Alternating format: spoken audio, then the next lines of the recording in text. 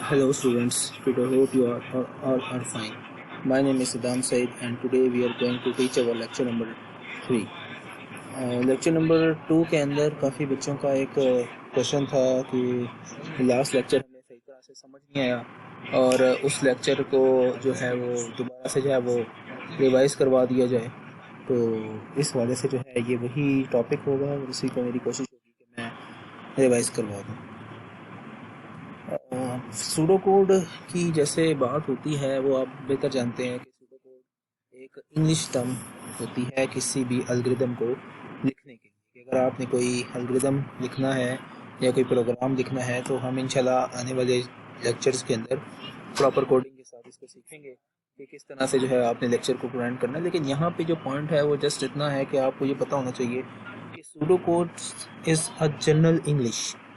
आपने क्वेश्चन को सबसे पहले समझना है और समझ के फिर ये चीज़ देखनी है कि हमने किस तरह से एक लेक्चर को या एक स्लाइड को या उस क्वेश्चन की नोयत क्या है और उसके अंदर हमें कितने वेरिएबल चाहिए, उन वेरिएबलों को किस तरह हमने यूटिलाइज़ करना है और इन चीज़ों को आपने देखना है। और ये प्रैक्टिस से आपको चीज़ें आएंगी, लेक्चर देखने से सिर्फ ये आपको चीज़ें नहीं आती।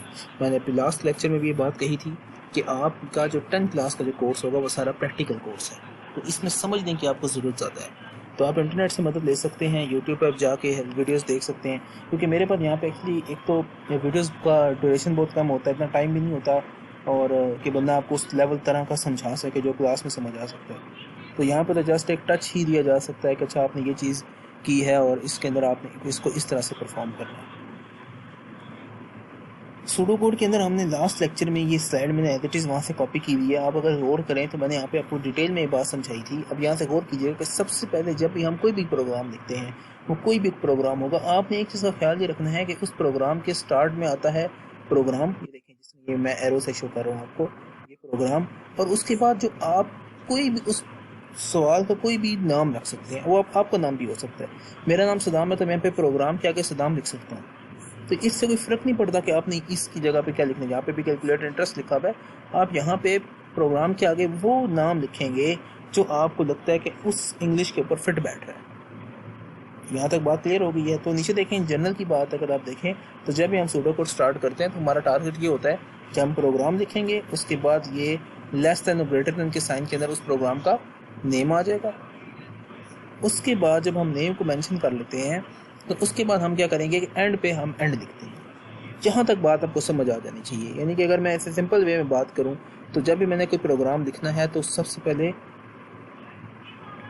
प्रोग्राम दिस वन, फिर लेस देन आपने जो प्रोग्राम का नेम रखना है वो रख सकते हैं और उसके बाद आपने प्रोग्राम को क्या कर देना है क्लोज,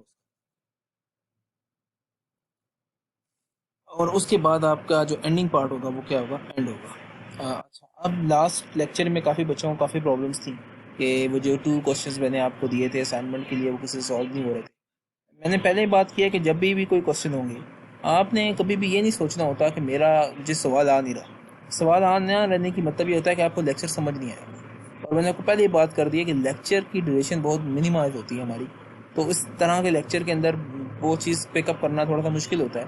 तो आप कोशिश क्या करें कि आप यूट्यूब पे जाके इसी लिखें सूडो कोड इन हिंदी या उर्दू लिखें तो आपको बहुत सारी वीडियो वहाँ पे मिल जाएगी। उन वीडियोस को देखें, वहाँ समझने की कोशिश करें, फिर असाइनमेंट सॉल्व करें तो यू विल डन इट। सो अगर हम अब आगे चलते हैं और देखते हैं कि जो लास्ट लेक्चर थे और उनमें जो क्वेश्चंस मौजूद थे उनको हमने किस तरह से सॉल्व करना है।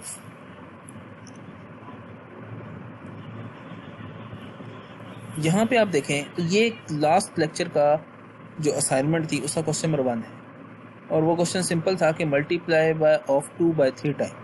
अगर 1 मिनट में इस पूरे कोड को 1 मिनट के लिए भूल जाए, ये मैंने जो कोड लिखा है इसको 1 मिनट के लिए भूल जाता हूँ, और सिंपल आप इस चीज़ को सोचें, मल्टीपल ऑफ 2 बाय 3 टाइम, इसका मतलब क्या है। सबसे पहले आपने देखना है कि जो चीज़ मैंने बनानी है उसका मतलब क्या है कि मुझे क्या चीज़ चाहिए।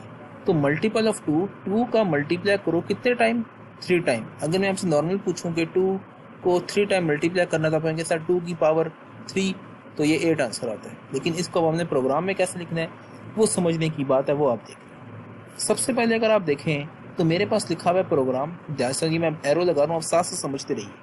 हमने भी पिछले स्लाइड से बात पढ़ी थी कि सबसे पहले जो कोई भी प्रोग्राम होगा तो हम लिखेंगे प्रोग्राम, प्रोग्राम के अंदर हम लेस देन और ग्रेटर देन के साइन के अंदर अब उसका नाम लिखेंगे।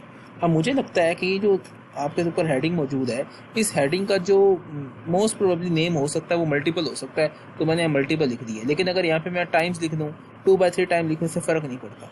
और अगर आप इस कोड का लास्ट लाइन लिखें तो क्या लिखा हुआ है, एंड लिखा हुआ है। तो ये चीज़ तो वाज़ेह हो गई कि हमने स्टार्ट और एंड इस तरह से करना है।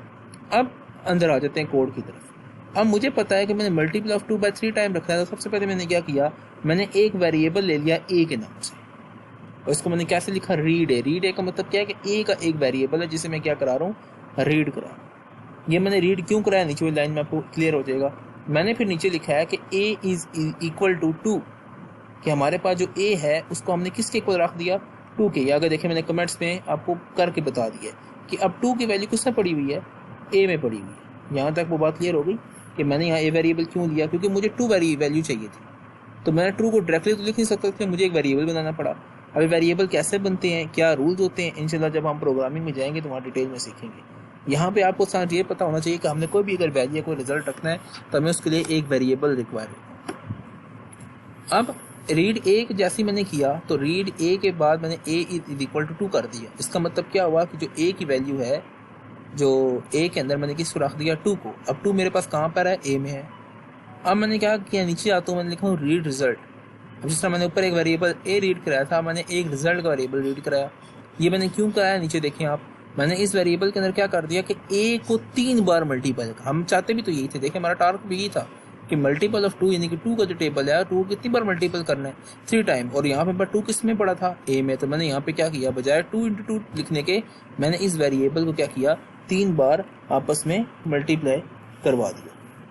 ये देखें, ये आगे देखें मैंने शो करवाया आपकी आसानी के लिए कि अब एक्चुअली ये काम हो रहा है, 2 × 2 × 2, क्योंकि ए में 2 है तो 2 × 2 क्या हो जाएगा, 8 हो जाएगा। और ये किस में आंसर आ जाएगा, रिजल्ट में। अगर आपने कोई भी रिजल्ट प्रिंट कराना है, शो कराना है, तो फिर आप क्या करते हैं, प्रिंट की कमांड देते हैं। तो प्रिंट और आगे क्या होगा, जो वेरिएबल आपने शो कराना है। तो मुझे पता भी मेरा आंसर किस में आ चुका है, रिजल्ट में। तो मैंने क्या किया, रिजल्ट। तो अब ये रिजल्ट के अंदर क्या पड़ा हुआ है, 8। तो इस तरह मैं प्रिंट रिजल्ट करूंगा तो मेरा कैलकुलेटर या मेरा जो प्रोग्राम है क्या आंसर दे देगा, 8 आंसर दे देगा। तो देखिए मैंने ये 3-4 लाइन का कोड लिखा है कि आपने एक मल्टीपल ऑफ 2, यानी कि एक वेरिएबल या कोई वैल्यूज़ को आपने कितनी बार मल्टीपल कराना। तो ये उसका सिंपल सा कोड था, जिसके अंदर आपने देखा कि पहले मैं एक वैल्यू को रीड करा रहा हूँ वेरिएबल को, उस वेरिएबल के अंदर मैं एक वैल्यू पास करा रहा हूँ। उसके बाद मैंने उसी वेरिएबल को इंटू 3 टाइम मल्टीपल करा के एक सेकंड वेरिएबल में रखा, और उस सेकंड वेरिएबल को मैंने क्या करा दिया, प्रिंट करा दिया, मेरे पास फाइनल आंसर आ गया। तो ये आपने खुद सोचना है। अब यहाँ पे बहुत सारे सवाल है कि क्या मैंने रीड ए ही करना है, कोई ज़रूरी नहीं है, आप एक ही जगह नाम मेंशन कर सकते हैं, कुछ भी लिख सकते हैं। Variable it's up to you कि आप क्या नाम चूज़ करते हैं, जो आपको इजी लगता है आप उस वेरिएबल को इस्तेमाल कर सकते हैं। नेक्स्ट आ जाता हूँ। ये कोड था जिसमें मैंने आपसे कहा था कि राइट सूडो कोड लिखें, जिसमें आपने 2 नंबरों को आपस में ऐड भी कराना है, सब्ट्रैक्ट भी कराना है, मल्टीप्लाई भी कराना है और डिवाइड भी कराना है। तो मैंने अगेन सबसे पहले तो वही बात है कि सबसे पहले प्रोग्राम लिखा आ रहा है, और साथ आप देखें तो उसका लेस देन के अंदर मैंने कैलकुलेटर लिख दिया, क्योंकि मुझे लग रहा है कैलकुलेटर से मैंने लिख दिया। और सबसे एंड पर आ जाएं आप तो एंड लिखा हुआ है। इसका मतलब है यहाँ तक तो बात क्लियर हो गई कि हमारे पास सीक्वेंस बन गया। अब अंदर आ जाए। अब क्योंकि मैंने क्वेश्चन में खुद ये बात कर दी थी कि right any two positive number, तो मुझे 2 नंबर लेने थे। तो मैंने 2 नंबर लेने के लिए मैंने क्या किया, 2 वेरिएबल बना दिए, जिसको मैंने क्या कर दिया, ए और बी कर दिया। ये देखें, ये क्यों ए और बी किया है, क्योंकि मेरे क्वेश्चन में मेंशन था कि आपने 2 पॉजिटिव नंबर लेने हैं, तो एक नंबर के लिए ए कर लिया, दूसरे के लिए मैंने बी कर लिया। फिर नीचे आया, फिर मैंने क्या किया, इनको 4 वेरिएबल और बनाए मैंने, ऐड, सब्ट्रैक्ट, मल्टीपल और डिवाइड। अब ये मैंने क्यों बनाए, वो इसलिए बनाए ताकि इनके अंदर मेरा क्या आंसर होगा, रिजल्ट सेव होगा। नीचे देखें आप, मैंने इस वेरिएबल के अंदर क्या किया, ऐड इज इक्वल टू, अगर इन्हीं 2 नंबरों को आपस में ऐड करेंगे तो मेरा जो इन 2 नंबरों का जो आंसर होगा प्लस वाला वो ऐड में आ जाएगा। फिर नीचे देखें, अगर सब्ट्रैक्ट है तो सब्ट्रैक्ट का मतलब क्या है कि अगर मैं इन्हीं 2 नंबरों को आपस में माइनस करता हूँ तो जो रिजल्ट होगा वो उसमें से आ जाएगा, इस वेरिएबल में। इसी तरह मैंने मल्टीप्लाई को भी किया कि इन दोनों को अगर मल्टीपल करें ए और बी को तो मल्टीपल में जाएगा, और डिवाइड करें तो डिवाइड में शो हो जाएगा। और एंड पे अगर मुझे प्रिंट कराएं तो अभी आपने पिछली साइड में देखा कि अगर हमने आंसर को प्रिंट कराऊं तो कौन सी कमांड देते हैं, प्रिंट की। देखें वहाँ पे प्रिंट की कमांड दी हुई है, और मैंने किसका सारा रिजल्ट शो कराना है, ऐड का ऐड आ गया, कॉमा, सब्ट्रैक्ट, मल्टीपल और डिव। तो इस तरह से आप जो है वो अपने कोड को और अपने क्वेश्चंस को जो है वो सही तरीके से सॉल्व कर सकते हैं। आया कि थोड़ा मुश्किल है और डेफिनेटली इसको पहली बार देखने में समझ नहीं आता। आप एक काम करें कि इंटरनेट पे जाए, कुछ एग्जांपल को रफली सॉल्व करें, उसके बाद फिर आप असाइनमेंट पे आया करें। असाइनमेंट एक एंड पे बिल्कुल छोटी सी है, ये आपकी प्रैक्टिस के लिए, इसको प्रैक्टिस करनी है और आज पर आपने मुझे शो अप करानी है। कोई बच्चा मुझे ये ना कहे कि मुझसे हुआ नहीं है। अगर आपसे नहीं हो रहा तो अपनी प्रैक्टिस शो कराया करें कि हमने ये प्रैक्टिस किया और हमें यहाँ पे इशू आ रहा है, ताकि समझ आए कि आप उस पर वर्कआउट जो है वो कर रहे हैं। अब देखें जो क्वेश्चन है वो अगेन मैं ज़्यादा 2 से 3 से ज़्यादा मैं सवाल नहीं देता आपको, क्योंकि बाकी सब्जेक्ट का पे बहुत ज़्यादा काम होता है। तो इसमें सिर्फ समझने की जो बात है वो देखनी कि असाइनमेंट नंबर 3 के अंदर पहला क्वेश्चन तो है कि आपने एक ऐसा कोड लिखना है जिसमें स्क्वायर ऑफ अ नंबर हो। स्क्वायर ऑफ अ नंबर का मतलब क्या होगा, अगर आप समझ लें इस सवाल को, कि यूज़र से एक नंबर लें और आंसर में उसी नंबर का क्या आंसर आए, स्क्वायर आए। तो क्या लॉजिक लगेगी आपने खुद देखना है और मुझे इसका कोड लिख के देना है। सेकंड नंबर पे आप आए, सेकंड कोड कहता है एक सूडो कोड लिख के दें जिसमें add 10 to user variable. User variable का मतलब क्या है कि अगर जो वेरिएबल आप यूजर से रीड कर रहे हैं, जैसे रीड ए रीड बी जो भी कर रहे हैं, तो उसके अंदर आपने कितने किसको ऐड करना है, 10 को ऐड करना है। तो जो वेरिएबल आप यूजर से रीड करेंगे उसमें आप 10 को ऐड करें, और जब वो 10 उसमें ऐड हो जाएगा तो जो रिजल्ट आएगा फाइनल वो आपने शो कराना है। बिल्कुल बच्चों वाले बेसिक से प्रोग्राम है आपको। अब तो मुझे ख्याल से इस काफ़ी बच्चों को जो है ये कर लेना चाहिए, ऑलमोस्ट सब बच्चों को। तो ये जो है वो टॉपिक थोड़ा सा कंफ्यूजन टॉपिक था बिल्कुल, और मैं कोशिश करूंगा जब मैं ऐसे क्लास में कराऊँ तो इसको वाज़ेह तरीके से करूँ, ताकि आपको जी बेसिकली जो चीज़ें समझ नहीं आ रही वो भी आपको इंशाल्लाह आ जाए। तो इस टॉपिक को आपने करना है और उसको अच्छी तरह से जो है वो प्रैक्टिस करनी है रफ कॉपीज़ पे, और मुझे फिर क्यूरी डे पे आपने जो है से वो शो कराना है। तो thank you students, stay safe, stay home, अल्लाह हाफिज़।